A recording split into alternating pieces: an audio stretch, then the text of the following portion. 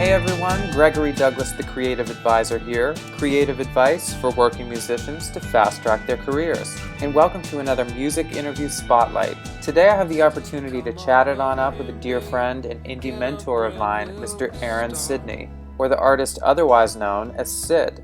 Syd is a brilliant and prolific songwriter, producer, performer, and self-made entrepreneur. He is hands down one of the most creative, innovative, and hard-working indie musicians I have ever met. He's got 3 fantastic independently released solo albums and an EP under his belt, and he's currently a part of several bands including Hotels and Highways, the Pullmen, and he's the drummer for Australian singer-songwriter Mia Dyson. He also produced Mia's latest album, The Moment, which just got 4 stars in Rolling Stone. Syd is another indie model success story in today's music industry, and he's here to let us in on his own experiences today. That is just you.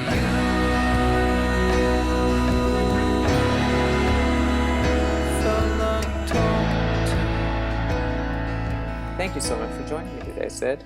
You're so welcome. Thank you for having me. Absolutely. You and I have been friends since we were 14 or 15 years old? Yeah, a long time. Yeah, and you have really just been an indie mentor for me all these years, and musically and as a business person. And I think that you, as well as Edie Carey and Myra Flynn, everyone that I've been interviewing so far is really a rare breed of musician. And for better or worse, that's, I think, really what it takes these days. Can you talk more about all the different hats that you wear and what you like about each role that you play in different projects that you're a part of? Sure, yeah. I went to school to study new media, which is what we're doing right now, actually.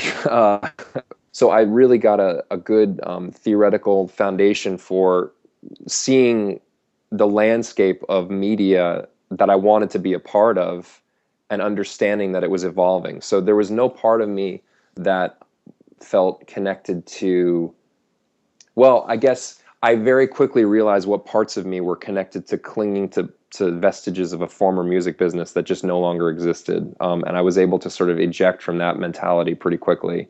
So after years of kind of touring and being fixed on one goal, and that goal being me, really, at the end of the day.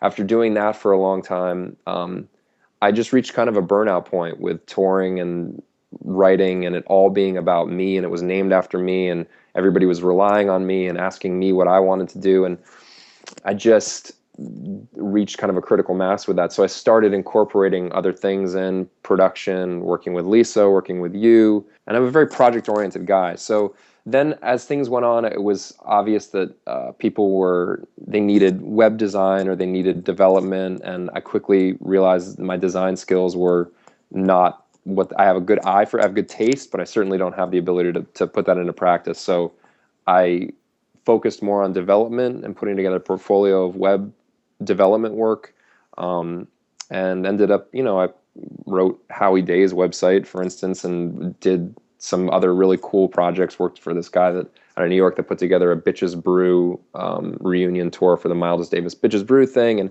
I got to work with my buddy Aaron doing the design, and just got to sort of step into that world. And over the last couple years, actually more than the last couple of years, I've reunited with drumming, which was kind of how I came to music in the first place. And you sort of throw all this stuff up on the wall, and I think that the next step is to go, that's working, that's not working. I don't know. With all the things that I do, man, the fantasy of being like a Leonard Cohen and having a song that you meditate on in the morning, and you write all these composition books full of lyrics, and I would go insane if that's what I had to do all day long. I would really lose my mind. And I have. I've tried to be that guy, and I have, in fact, lost small pieces of my mind here and there doing that.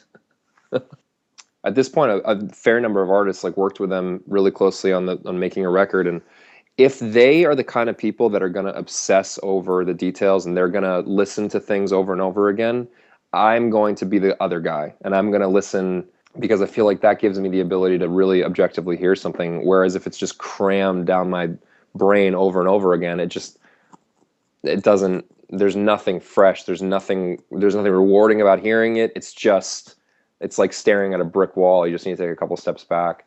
Every time I see them like reading the book here, I decide I'm gonna read the book from here and just try to be that objectivity. Yeah, that's cool. I just always look back at that experience of being all about me and all about my career and all about my songs and all about my band. And I didn't like the person that was bringing out of me. That's not somebody I really want to be again. So we'll see. I think that's really important, and it's really important to be said and for other people to be hearing. These are nuggets of knowledge, people. Lots of nuggets. Store them away. Invest in them. Yeah. Yeah, right now it's just about kind of following the thread of several things. Mia Dyson, Pat, and I made a record together for her that she took back to Australia in August.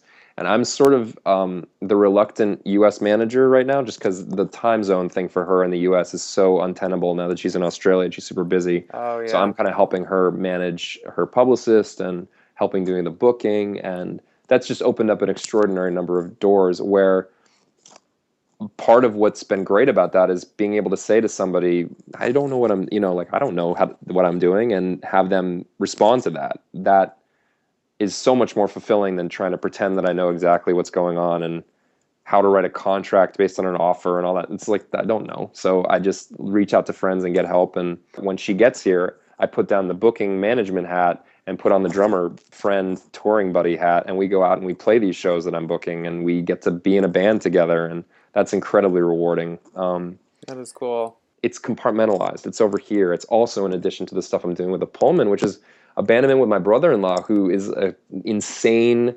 He's one of the most brilliant front people I've ever been around. He just is so magnetic, and the rest of the guys in the band are super talented and really good at putting on a great show.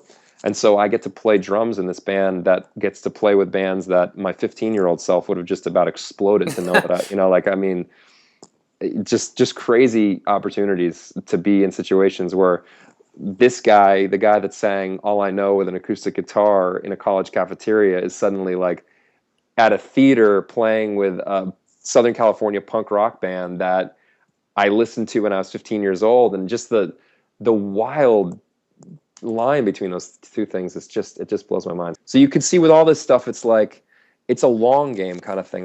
That's the approach I'm trying to take. Instead of, overdosing on all of it too much, I just sort of keep going down each aisle in the grocery store until I don't know where that metaphor is going. Well, I'm hungry, so I hope it's something with chocolate. Click on over to syd-music.com for all things Syd, and show him your love by signing his mailing list, why don't you? Because then he can get in touch with you. Check out all the goods and projects he's had a hand in recording, producing, and performing on, including my very own Battler album, which I released in 2009. You can also get more of your music fix by checking out the links to his other bands, including Hotels and Highways and the Pullmen. Be sure to friend Syd on Facebook, follow him on Twitter, seek out his music on places like iTunes and Bandcamp, to name a few. I'm sure there are many more. And reach out to him for projects of your own the next time you're in need of any of the skills that Syd has to offer, which are many, as we've discussed. So yeah, that'd be great. I would love to meet some new, fresh faces out of all this. Thanks again for taking the time to chat with me today. Yeah, man, it was great talking to you, really. Bye, Greg. Talk to you soon. Bye. Indie Music School is coming up. Want to step up your music career? For more info and free training, go to thecreativeadvisor.com/Indie Music School.